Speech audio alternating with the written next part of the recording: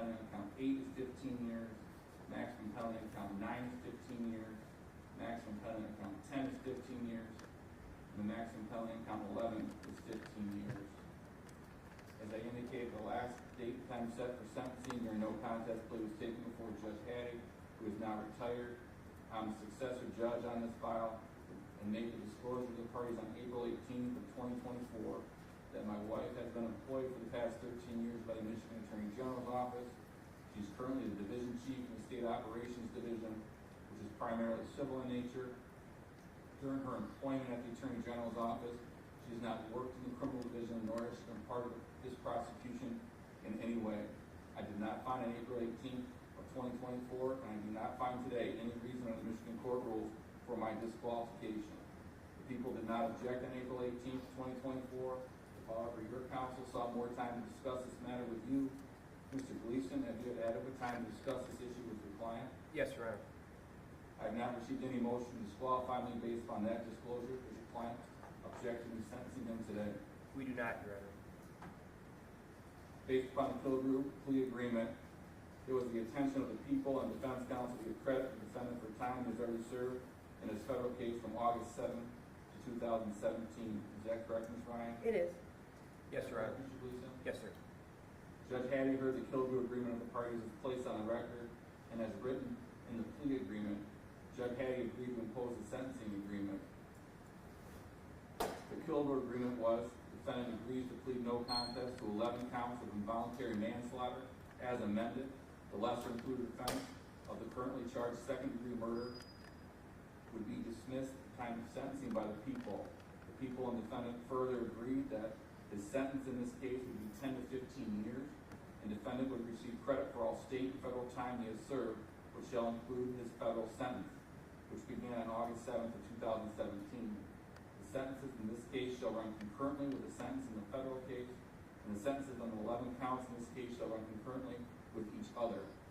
Defendant shall be returned to the Federal Bureau of Prisons to complete his federal sentence and shall serve the sentence, in this case, at the Federal Bureau of Prisons. Michigan Department of Corrections shall include the federal sentence when calculating the earliest release date. Is that accurate, Ms. Ryan? It is.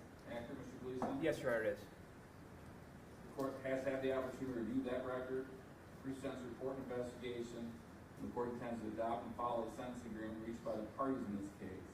I've had the opportunity to meet with Ms. Ryan and Mr. Gleason prior to coming out here today regarding sentencing to review the pre-sentence report investigation. It's my understanding, based upon Mr. Gleason and Ms. Ryan's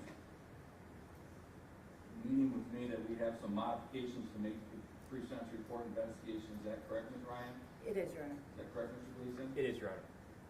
First and foremost, on the face page of the pre-sentence report investigation, sentence date will be changed to today's date, being May 10th, 2024. Jail credit through today's date will be 2,468 days for all 11 counts. Is that accurate, Ms. Ryan? It is, Your Honor. Mr. Gleason? Yes, sir, it is. Moving on to page 3 of the pre-sentence report investigation, under CFJ 145 page, it's also my understanding that the dates in question from February 25th of 2019 shall go to today's date being May 10th of 2024 instead of April 18th of 2024. Is that correct, Ms. Ryan? It is. Is that correct, Mr. Gleason? Yes, Your Honor. And that under sentence details, the jail credit would be 2,468 days instead of 1,879 days. Yes, Your Honor. That is correct.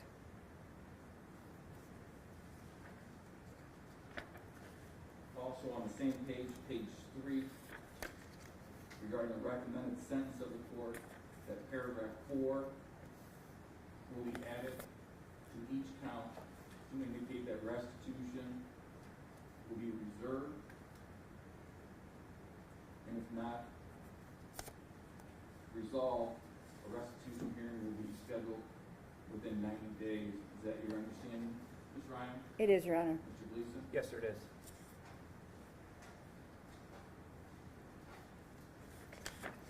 Court now turns to page 2 of the pre-sentence report report investigation under CFJ 284, under the recommendation narrative.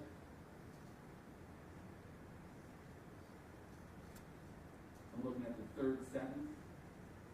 My understanding, it was agreed to by Ms. Ryan and Mr. Gleason that that sentence should be changed to, it is this writer's opinion that the defendant did not express any remorse during the pre-sentence interview and did not acknowledge the $82 million he was ordered to pay in restitution. Is that accurate, Ms. Ryan? I have no objection to that change. That's accurate, Your Honor. Court will still make that change. Also, I'm looking at page 4 of the CFJ 284. It appears that the dates are incorrect. I'm looking at the paragraph 4, first full paragraph 4. It says on May 21st, 2012, Shin under the direction and knowledge of Cadden. For that date, instead of May 21st, 2012, should be June 29th of 2012. Is that accurate, Ms. Ryan? It is, Your Honor. Accurate, Mr. Gleason? Your Honor, if I can put slightly a finer point on it, because of the no contest plea, we're taking no position to that section that's been prepared by the Department of Corrections with respect to the description of the offense, and leave it to the court's discretion with respect to that change. The record should so reflect that Mr. Cadden takes no position regarding the modification on page 4. The last sentence of that paragraph indicates between June 8th, 2012 and July 27th, 2012, approximately 6,500 vials of drugs were sent out to customers. My understanding, based on the request from the people, that those dates are incorrect. It should be between July 16th of 2012 and August 27th of 2012. Approximately 6,200 vials of drugs were sent out to customers. Is that accurate, Ms. Ryan? That is correct. Is that accurate what we discussed, Mr. Gleason? It is accurate what we discussed, and I would state the same basis before I take no position. Thank you, Your Honor.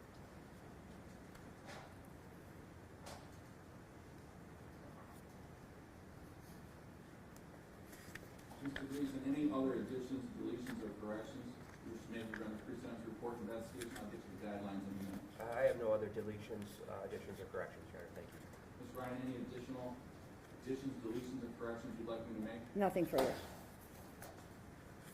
Regarding the guidelines, it's my understanding that the guidelines were incorrect as scored. I had the opportunity to review with Ms. Ryan and Mr. Gleason regarding the guidelines. OB1 was scored at 20, it should be 0. Is that correct, Ms. Ryan? Yes, Your Honor. Is that correct, Mr. Gleason? Yes, sir, it is. And that goes for all 11 counts. Yes, sir, it does. Yes. OB2 was scored at 15, and it should also be 0. Is that correct, Ms. Ryan? I would agree with that, Your Honor. Mr. Gleason? Yes, sir. And OB6 was scored at 25 and should be 10. Is that correct, Ms. Ryan? It is. Mr. Gleason? Yes, sir, it is. Total OB previously scored was 235, should now be 185. Is that correct, Ms. Ryan? It is. Mr. Gleason? Yes, sir. Sentencing guideline range remains the same.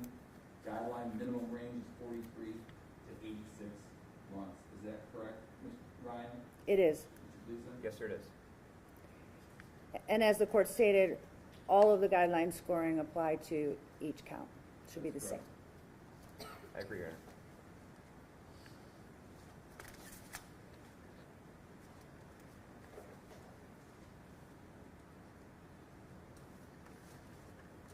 Ms. Ryan, before I get the victim impact statement, any comment you wish to make regarding sentencing? Your Honor, I'm going to ask the court to go along with the plea agreement, but I also can't really speak any greater than what the victim's family can, so I'm going to let them do their victim impact statement at the appropriate time. I do have a handful of family members out there in terms of who wishes to speak. Do you have a list of who wishes to speak? Yes, I have two, Your Honor. I'm not sure which one of you wishes to go first. Peggy Nuremberg. Can I speak also? Just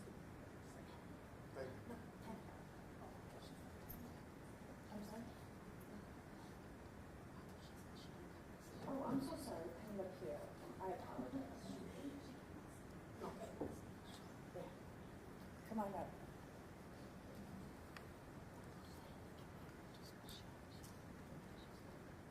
Good afternoon, can you please state your name for the record? Penny LaPerriere. Welcome, ma'am. What would you like me to know? I would like to know that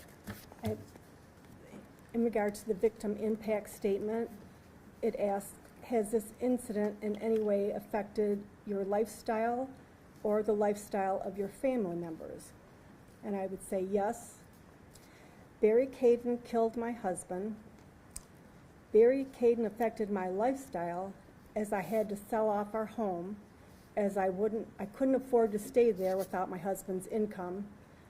My lifestyle as a grieving widow versus being married and enjoying our life as husband and wife. It was like starting over with a different life that I didn't choose to do. It was forced on me. Are there any other after effects of this incident which are experienced by me? Yes.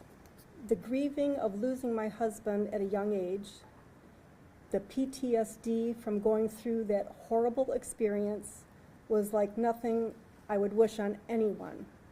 My lifestyle changed dramatically on a reduced income.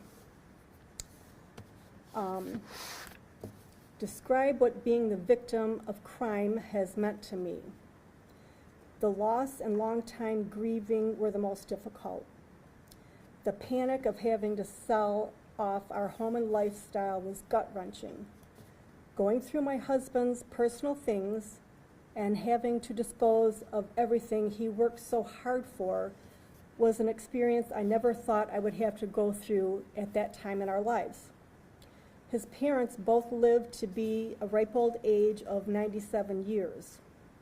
They died like 3 years ago and maybe 6 years ago. Lynn should still be with me today living a fun life. Mr. Cadden has no idea what I went through as he forced me into being a widow.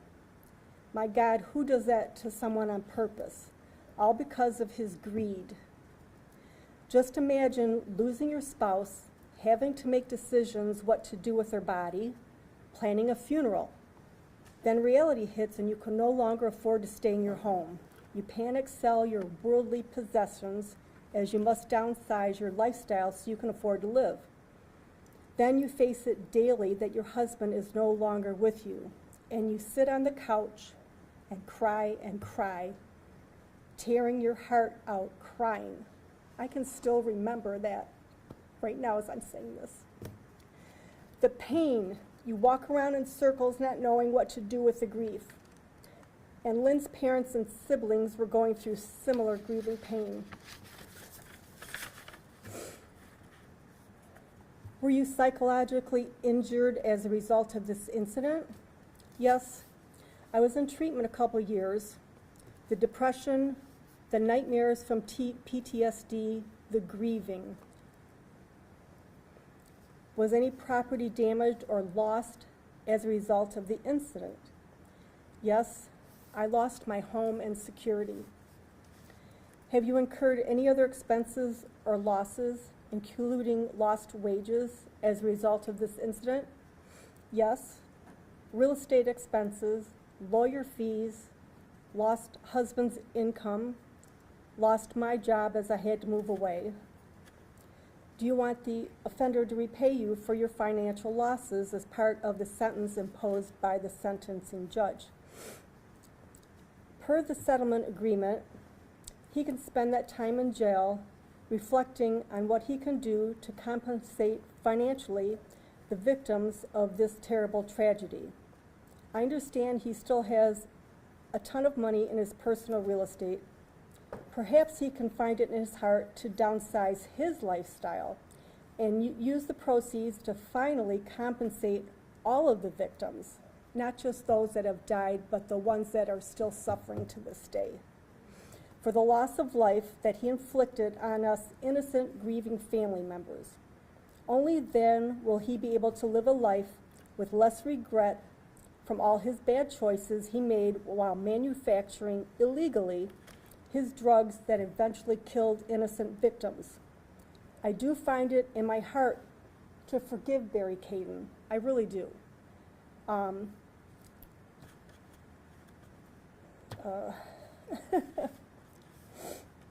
lost my spot. Okay, for killing my husband, Lynn LaPerriere. It is with forgiveness that I can go on with my life without carrying a burden of hate and revenge. That is not to say I do not forget the murder of my husband. That will always be in my heart as well. But I forgive you, Barry Cadden, so your heart will somehow be less burdened with the guilt and pain you must carry for the rest of your life.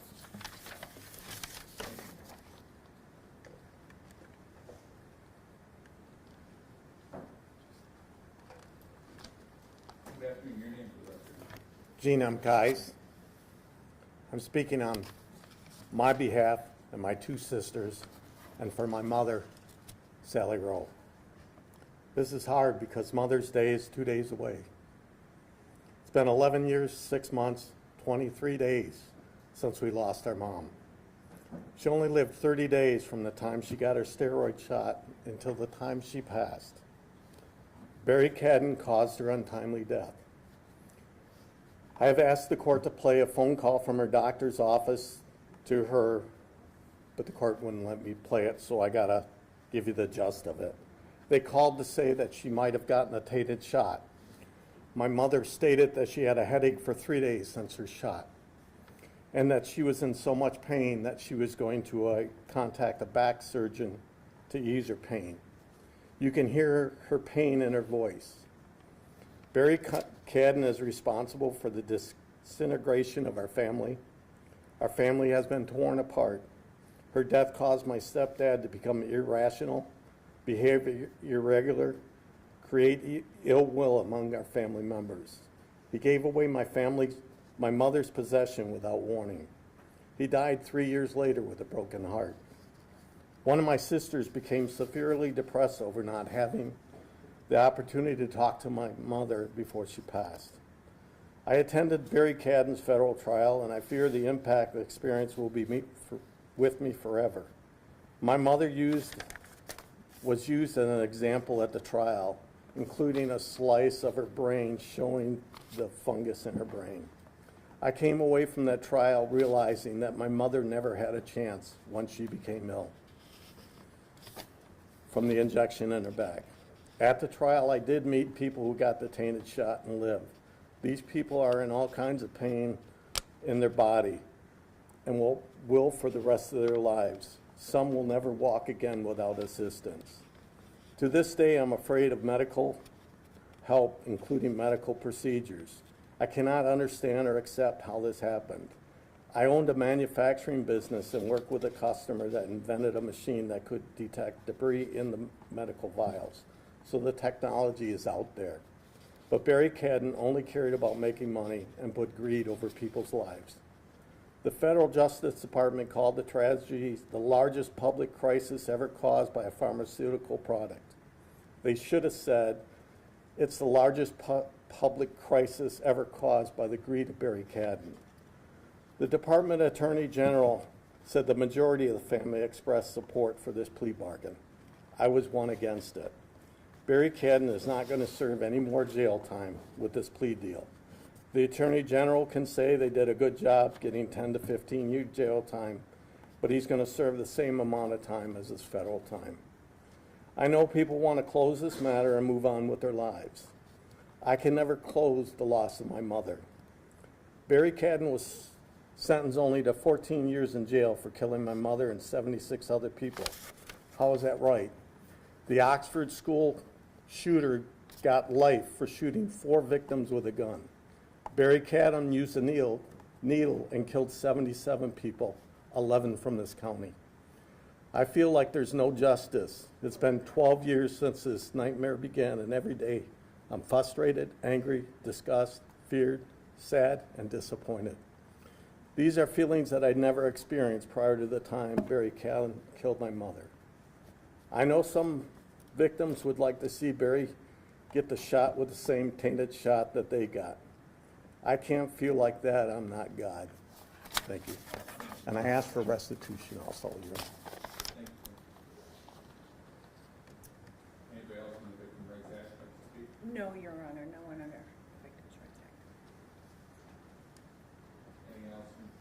time? I have nothing further, Your Honor. Mr. Gleason, do you wish to say anything on behalf of your client, or is your client wish to comment at the sentence? Your Honor, because it's a no contest plea, I think we'll decline the opportunity that we're afforded under the law to comment. I would ask that you follow the sentence and plea agreement that we've entered into with the Attorney General's office. On a more personal note, to the victims and the victim family behind me, when I asked for the adjournment at the last hearing date, I neglected to apologize to them. They were in the courtroom, and certainly they were severely inconvenienced by my need to speak with Mr. Cadden. That was not the court's fault. That was not the Attorney General's fault. That was my fault. I did not apologize at that time. I do so now, and I hope they will understand the delay in that comment to them. Thank you. Thank you, Mr. Gleason. Mr. Cadden, you're before the court today because you knowingly and deliberately sold and distributed tainted injectable medications, which caused the death of 11 residents. The deaths of Ruth Madhoff, Jenny Bark, Mary Flay, Paul Brent, Karina Baxter, Donna Krusich, Patricia Malforest, Gail Gibson, Lynn LaPierre, Emma Todd, and Sally Rowe. You place profits over the safety and welfare of people, and your actions killed these 11 individuals. Your sentencing guidelines for 11 counts of involuntary manslaughter are 43 to 86 months, and the plea agreement to 10 to 15 years with credit for some time already served on your federal sentence. The sentencing agreement is a substantial departure upwards from those guidelines. The court finds this departure is warranted as you breach the public's trust by distributing these tainted medications that killed 11 members of our community.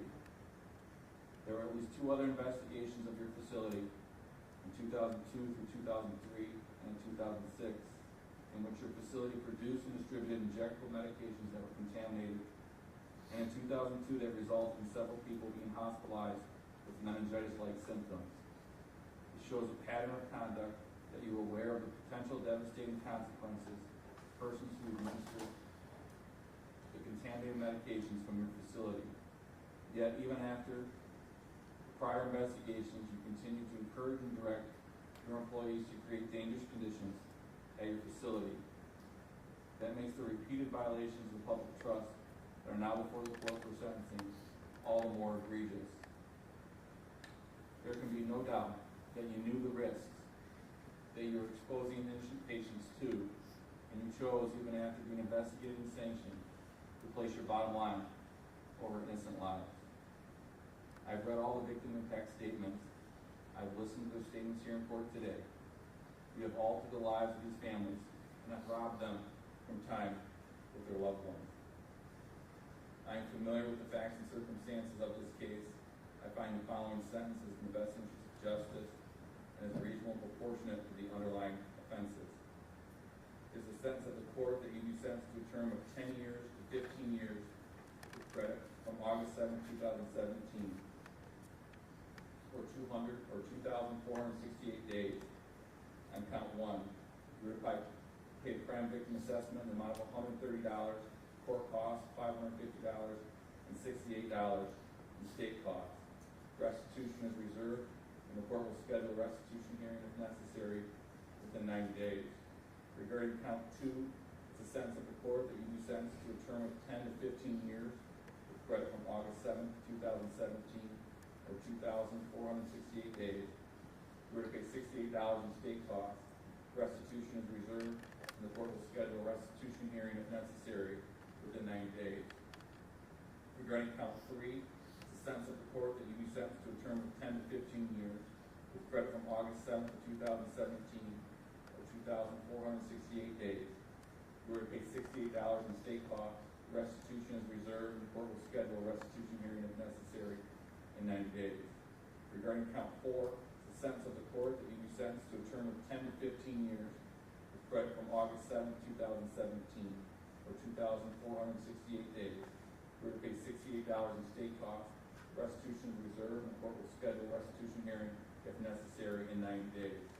Regarding count 5, it's a sentence of the court that you be sentenced to a term of 10 to 15 years with credit from August 7, 2017, or 2,468 days. You are to pay $68 in state costs. Restitution is reserved, and the court will schedule a restitution hearing if necessary in 90 days.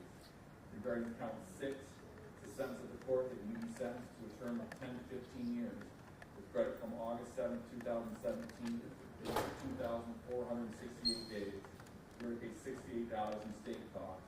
Restitution is reserved, and the court will schedule a restitution hearing if necessary in 90 days. Regarding count 7, it's the sentence of the court that you be sentenced to a term of 10 to 15 years, right from August 7, 2017, or 2,468 days. You're to pay $68 in state costs. Restitution is reserved. The court will schedule a restitution hearing if necessary in 90 days. Regarding count 8, it's the sentence of the court that you be sentenced to a term of 10 to 15 years, credit from August 7, 2017, or 2,468 days credit. You're to pay $68 in state costs. Restitution is reserved, and the court will schedule a restitution hearing if necessary in 90 days. Regarding count 9, it is a sentence of the court that you be sentenced to a term of 10 to 15 years of credit from August 7, 2017, or 2,468 days credit. You're to pay $68 in state costs. Restitution is reserved, and the court will schedule a restitution hearing if necessary in 90 days. Regarding count 10, it's a sentence of the court that you be sentenced to a term of 10 to 15 years with credit from August 7, 2017, or 2,468 days. You're to pay $68 in state costs. Restitution is reserved, and the court will schedule a restitution hearing if necessary. Regarding count 11, it's a sentence of the court that you be sentenced to a term of 10 to 15 years with credit from August 7, 2017, or 2,468 days. You are to pay $68 in state costs. Restitution is also reserved, and the court will schedule a restitution hearing if necessary in 90 days. These sentences in counts 1 through 11 shall be concurrent with each other and concurrent with the federal prison term. Per the plea agreement, the defendant shall be returned to the Federal Bureau of Prisons to complete his federal sentence and shall serve the sentence in this case in the Bureau of Prisons. The Michigan Department of Corrections shall include the federal sentence when calculating the earliest release date. Mr. Cadden, you'll be providing an appellate rights form. You are entitled to file an application for leave from today's decision. The form explains important rights regarding appeal. The court will appoint a lawyer for your appeal if you are financially unable to afford one. If you want a court-appointed attorney, you must make the request in writing within 42 days from today's date. I'm handing the form to Ms. Almgren. Mr. Gleason, please confirm receipt of the form, sign the original, and return to the court. Please keep a copy for processing appeal, Mr. Cadden, if you desire to file the same. Anything further from the people? Nothing further, Your Honor. Anything further, Mr. Gleason? No, Your Honor, I have executed the receipt as requested by the court and returned it to the bailiff. Thank you. This concludes our matter. Thank you, Your Honor. Stand at recess. Thank you, Your Honor.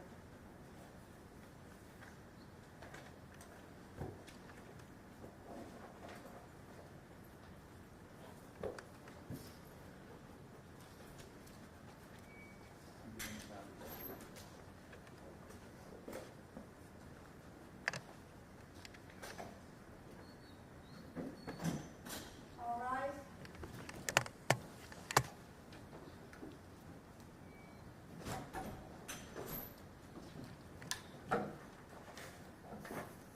I'm sorry, can you send me those dates? Yes, I will. Thank you. It might be a moment. I